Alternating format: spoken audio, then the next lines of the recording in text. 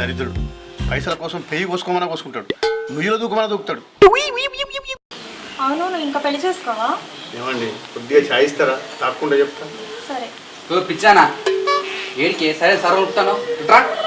తను చాయ్ తెమ్మన్నాడు కదా, తెద్దామని పోతున్నా. నీ బొంద మా ఇంట్లో పాలు ఎక్కడే ఉండగా నాకే వేసిపోతువి. కౌశల్య గారు నాకు అర్థమైందిలేండి. ఏమర్థమైంది? ఒక బర్రె పాలిత్తా అంటే ఇంకో దున్నపోతు దన్నిందట. కౌశల్య గారు ఇంతకుముందు మీరు ఏదో అడిగినట్టున్నది. అదే కానీ నువ్వు ఇన్నేళ్ళు పెళ్ళైంది చేసుకోలేదు? ఏం లేదండి కౌశల్య గారు, నా జాతకంలో ఫస్ట్ పెళ్లి చేసుకున్న ఆమె శోభన రోజే చచ్చిపోద్దని రాసి ఉన్నది, అందుకొరకే పెళ్లి చేసుకోవాలి. అంటే నీ పెళ్ళి ఇంకొకరు చావుకొచ్చిందనమాట.